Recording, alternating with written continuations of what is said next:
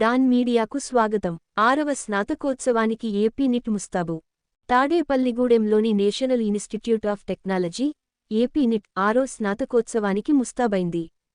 ప్రాంగణంలోని రవీంద్ర కళాభారతి ఆడిటోరియంలో ఈ నెల 17న మధ్యాహ్నం 3 గంటల నుంచి 6 గంటల వరకు నిర్వహించే వేడుకకు అధికారులు ఇప్పటికే అన్ని ఏర్పాట్లను సిద్ధం చేశారు.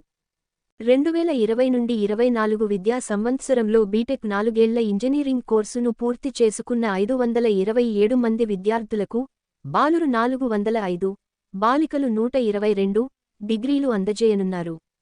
వీరితో పాటు 2 ఏళ్ల ఇంటెక్ కోర్సును పూర్తి చేసిన 15 మంది, బాలురు 10, బాలికలు 5 విద్యార్థులకు డిగ్రీలు, 25 మంది పరిశోధనా విద్యార్థులకు డాక్టరేట్ పట్టాలను ప్రదానం చేయనున్నారు. సంస్థల్లో మొత్తం 8 కోర్సులను నిర్వహిస్తుండగా, ఆయా కోర్సుల్లో అత్యధిక గ్రేడ్ పాయింట్లు సాధించిన ఒక్కొక్క విద్యార్థి చొప్పున 8 మందికి, బ్యాచ్ వారీగా అత్యధిక గ్రేడ్ పాయింట్లు సాధించిన విద్యార్థికి ఇన్స్టిట్యూట్ తరఫున బంగారు పతకాలను అందజేయనున్నారు. ముఖ్య అతిథి వీరే. AP NIT incharge director doctor BS Murthy అధ్యక్షతన నిర్వహించే ఈ పండుగకు హిమాచల్ ప్రదేశ్లోని Indian institute of information technology board of governance chairman, IIT alumni council president doctor Ravi Sharma ముఖ్య అతిథిగా హాజరు కానున్నారు. AP NIT director institute progress రిపోర్టును అందజేయనున్నారు. బంగారు పతకాలు వీరికే. కోర్సుల వారీగా అత్యధిక గ్రేడ్ పాయింట్లు సాధించి బంగారు పతకాలను అందుకునే విద్యార్థుల వివరాలు ఇలా ఉన్నాయి.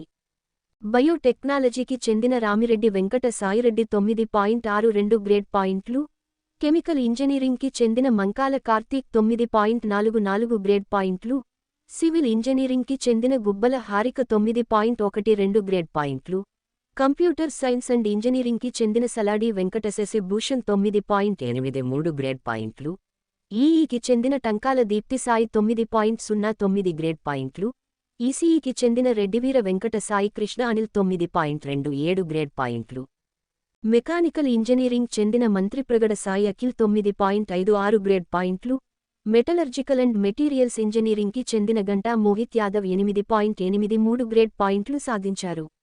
బ్యాచ్లో అత్యధిక గ్రేడ్ పాయింట్లు సాధించిన సలాడి వెంకట శశిభూషణ్ ఇన్స్టిట్యూట్ తరఫున కోర్సు వారీగాను 2 బంగారు పతకాలను అందుకునున్నారు.